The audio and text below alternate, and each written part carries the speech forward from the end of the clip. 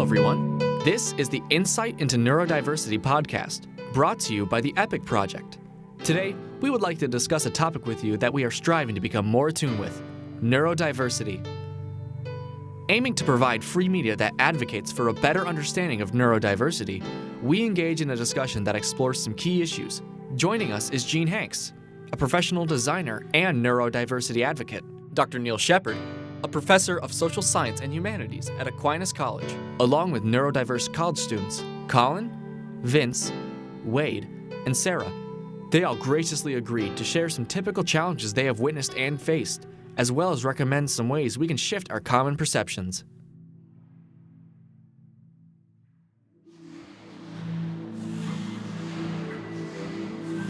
Well, there's a saying, if you've met one autistic person, you've met one autistic person. I think it's about 2 years ago now, I started just having feelings of depression and anxiety and stuff, and like really noticeable. So I was diagnosed as an adult.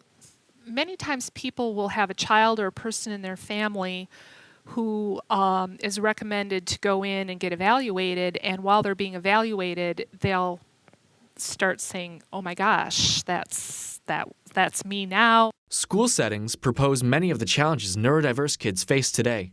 My main issues with neurodiversity, I suppose, really started in middle school, probably my most difficult schooling year. I've always had some issues dealing with Asperger's socially. I was always that kid that whenever we would be out in the playground or play sports, I would just be off in the corner, just minding his own business. I've admitted that I have ASD to some of my friends, and they treated me the same unconditionally. Dr. Neil Shepard decided to research about the topic, discovering the term neurodiversity. I was spending a lot of time looking at message boards and various kinds of online communities where I started to discover this concept called neurodiversity. And indeed, that's really where the term neurodiversity seems to have arisen. It first started in the autistic community and was used to describe the idea that there is normal variation in human brains. Like biodiversity, where we accept the fact that there are billions of life forms on the planet. We seem very hesitant as a culture, particularly in education, to accept the fact that there's diversity in the ways in which people think. Generally, they tend to portray neurodiverse people as like amazing special snowflakes who are just like misunderstood geniuses and can do no wrong, or as like kind of subpar, like, oh, there's something wrong with them. They either are kind of creepy or they need like constant protection and they'll be like handheld all the time. And I feel like both portrayals are harmful simply because they either limit what the neurodiverse person can do by kind of putting them in the position where it feels like they constantly need help, or they kind of create this false impression that, oh, if you get a neurodiverse person, they're like everything they do is some sort of genius message that you just have to try and decode and then everything will be perfect. Headlines that read so-and-so struggling with autism, right? That language, I think, works very much against the interests of people, is still very prevalent. My wish for the media in terms of how they would present neurodiversity is that they would portray people in complex, rich terms without flattening their experience into stereotypes. I feel like we're still in early days of saying, okay, we got to signal to the audience that this is a person who is this, and in neurodiversity we still have these stereotypes. And I think as other marginalized groups become more mainstream, they get portrayed as more rounded, fully human characters. I'm looking forward to the media doing that for people who are neurodiverse as well. So, if we take neurodiversity into consideration, how can society strive to create better accommodations?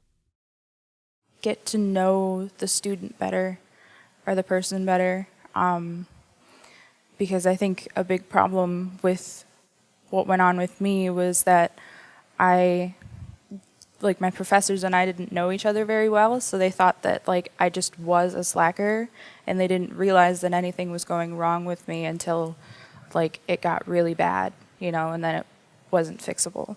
I personally think after all those years I've been in the autistic institution when I was in elementary and middle school is that everybody is different.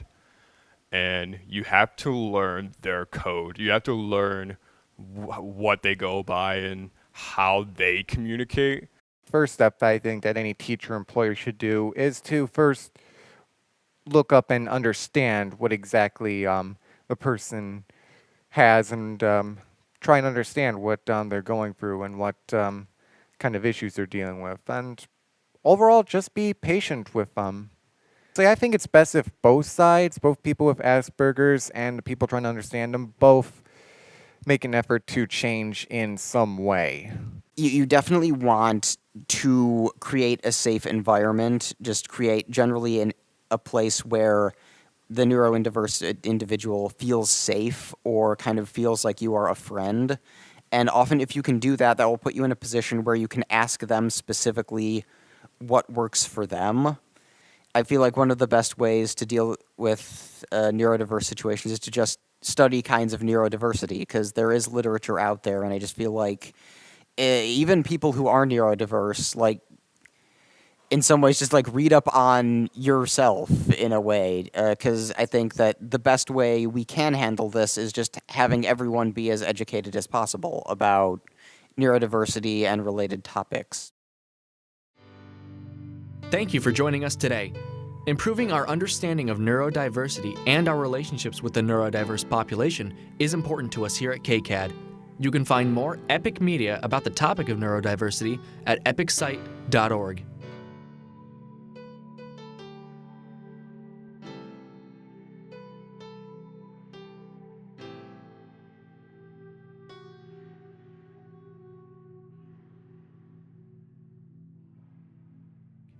Student credits: Wade Leppien, Vince Zubalik, Isaac Taracks, Melanie Dionne, Kim David, Mallory Heiges. Faculty advisors: Bill Fischer, Brad Yarhouse, Mike Dollar, Kasey McCargar, voice artist, Kiefer.